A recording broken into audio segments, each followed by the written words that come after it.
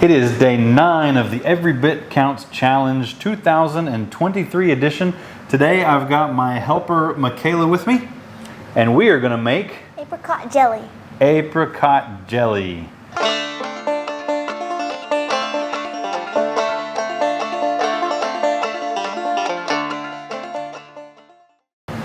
All right, we are excited to make apricot jelly because we love to eat it. We like being able to put a bunch away and have later. It's fresh, homemade apricot jelly. But what else are we going to get to do with your apricot jelly? Enter it in the fair. You're going to enter it in the fair. The county fair is coming up not too long from now.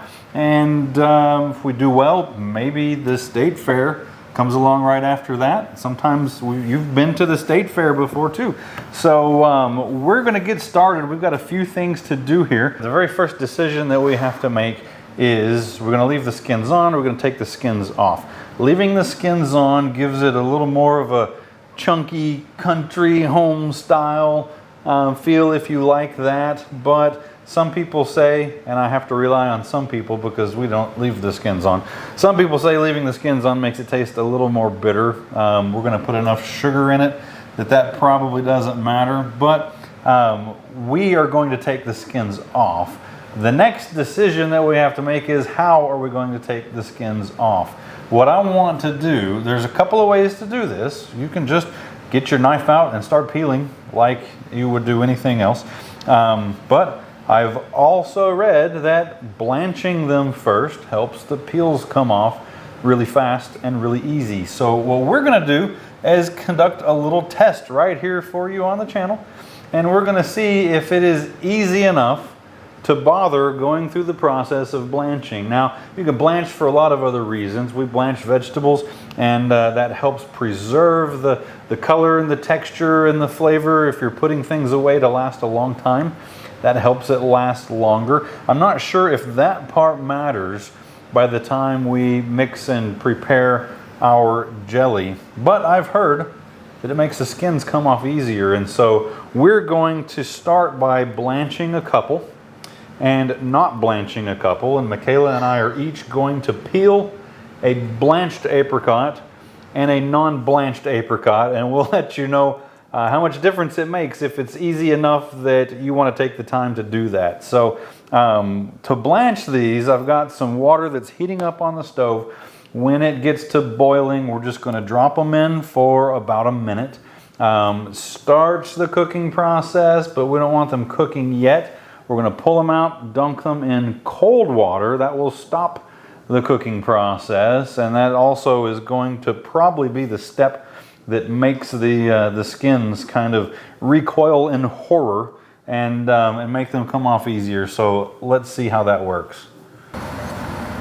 All right, so here's our sample, our test apricots. I'm going to drop them in the boiling water.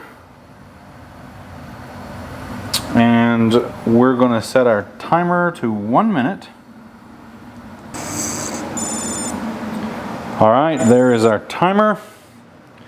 I am going to now fish these out of the hot water and drop them into our ice bath. 1 and 2. Okay, that is going to be our test. Okay, so the ones that we just took out of the hot water are in our ice water. We're going to do them first, and then we will compare with one that was not blanched. So these are not hot anymore. They're quite cold already. So the idea is to just get the skin. Ooh, look at that. Oh my goodness. Wow. It's falling off. Like, I mean, the apricot is just barely pinching. A little slippery, slimy, but yeah, you just pinch it, it wads up on your finger and slides off. Okay, well, there's that. That just that was easy. Yeah, that came off. Yeah. All right, let's wash our hands real quick. I'm stealing your water. Ah, that's hot.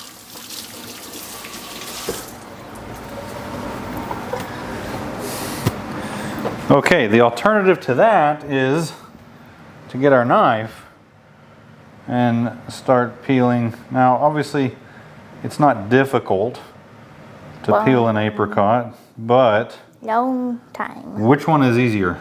That one. Which one is that one? The frozen one, or the blanched one. Frozen one. These were never frozen, you goof. I mean, they were just put in cold water. Okay. Yeah. This is not a problem if you don't want to heat your pot up and blanch, especially if you only have, you know, a handful of these to do. You want them peeled, just peel them. But if you've got quite a few, blanching it really did make it super simple. So, all right, well, we have to finish peeling these because we want the peels off, but I'm not peeling anymore. We're gonna blanch the rest of them. Give us a second to get our water going in, and we'll get the rest of the apricots in and pick back up with the next step. Okay, now that we have the skins off, the next step is to get the pit out, which you're going to get a little messy just grabbing these squishy gooey fruits, but we're just going to kind of cut a circle around the center and just peel the apricot in two, and that pit will pop right out. Then we're going to cut this up into little pieces and get ready to throw it in our pot that we're cooking in. Okay, I think blanching them made them a little softer, a little slimier than they otherwise would have been. So maybe that's part of the trade-off as well. If you don't want the goo, then you spend a little more time peeling with a knife.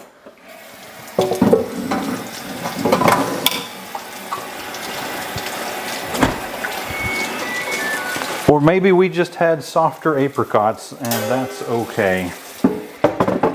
All right, so we have our apricots skinned, deboned, or depitted, and cut up in our pot. We are going to, our recipe calls for 5 cups of apricots, 4 tablespoons of lemon juice. So we're going to toss that in real fast. Help me count. 1, 2. I'm dripping a little extra in there. I'll make these last 2 slightly smaller And 4. tablespoons. Yeah, that's probably good. Okay, then it calls for 1 package of Pectin. fruit pectin. No, cucumber pectin. What? Cucumber pectin. Cucumber pectin? Yes. Maybe. I don't see any cucumbers on the box though. All right, I'm gonna dump this in and you start stirring it really good, okay? Woo! It's snowing. All right, we're gonna get that mixed in and we're gonna get it on the stove. The recipe also calls for 7 cups of sugar, but that needs to be mixed in after we bring this to a boil. All right, so Makayla is stirring this. We're bringing what's in there to a boil. When it starts boiling, we're gonna put all the sugar in at once and then bring it to a boil again. She's gonna wear her arm out because she's got to stir, stir, stir. And we're gonna boil stir for 1 minute. And then we're gonna take it off of the heat and move on to the next step. So you let me know as soon as that starts bubbling, okay? Okay. All right, you tired of stirring? Yes. Okay, we added the sugar, we heated it up to a boil. She stirred hard for 1 full minute, and now it's done. We took it off, and what we're gonna do is ladle it into our jars. Now, few things. We're not pressure canning, we're water bath canning, but the jars need to be clean. And the jars need to be pre-warmed. You don't want to add hot food in a cold jar. You don't want to add a cold jar into hot water. The drastic temperature change can make them crack. So we have cleaned and preheated these jars. The next thing is we're going to be filling them to 1/4 inch from the top. Now, if, ooh, that is warm. if we have a little measuring gauge tool that has different cutout divots that show, you can just put it in to which depth you need, and that will show you how high to fill it. We're going to use our ladle that has a little pour spout, and Makayla, you can do this after I do the first one, but we're just going to try not to drip it all over the countertop. That's why I put towels down. No. That's why I put towels down. We're just, I said that and then I poured part of it down the side. I don't know, I think I have way too many jars, but I got them all ready so that we don't run out. So we're going to ladle our jelly in.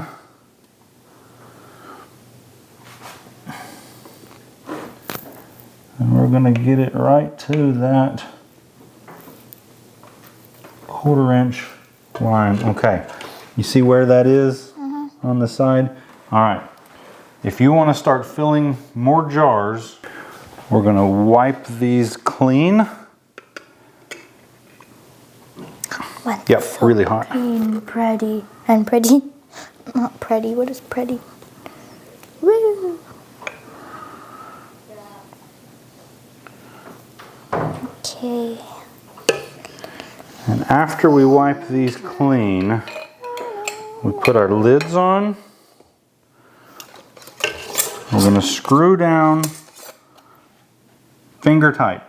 We're not clamping it down. We're not trying to prove to Genghis Khan that we're a contender. Whoops.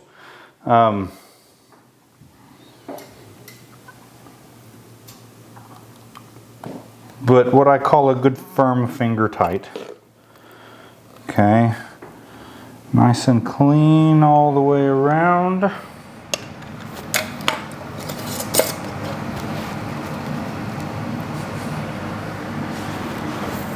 And if the water bath canner has this tray to dip them down in, if we have too many to fit in one layer, you can stack them. We borrowed the divider from our pressure canner that will lay on top of the bottom row of jars, and we can stack some more on top. Not sure if we're going to have enough to need that this time or not. I kind of feel like not, but we'll see. Remember, when you're cleaning, it's not just to be clean and tidy, it is to make sure your lids, whoops, make sure your lids can get a good tight seal. So we don't want anything preventing that seal. But we might need that layer 2 after all, huh? Yeah, I'm very messy. So the size of jar that we're using today, we like the smaller jars. Instead of opening up a big jar, taking a long time. Sometimes we might have 2 or 3 flavors of jelly open in the refrigerator at the same time because we like options. Instead of having big full jars, we have smaller ones. And when we need another one, we go get it. Do you remember watching Little House on the Prairie? What did Pa like to call Laura? Half pint. Half pint. These are half pint jars, and they are a really good size for things like jelly. So when we measured our apricots, we had a little less than the recipe called for, so we also added a little less sugar than our recipe called for. I think the full recipe would have filled these other 3 jars. I think you would get a full dozen of the half pints. We are going to get 9, and that's okay.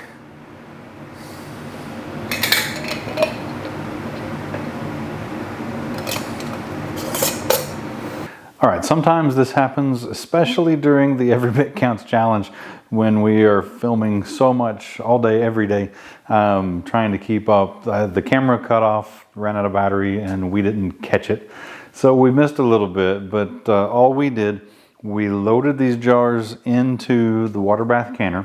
Got it on the stove. They have to be completely submerged underwater. We had that divider that you saw on there because we had two levels, and we got the lid on there.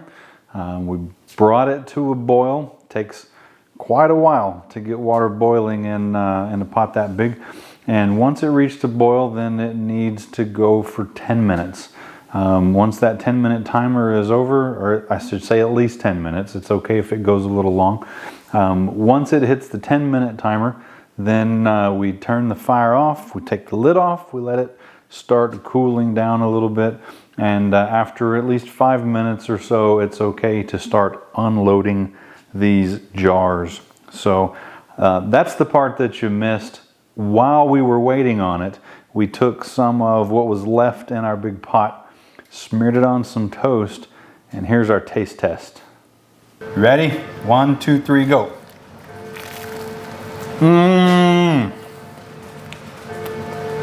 If you like apricots, apricot jelly is pretty good stuff. Did we do good?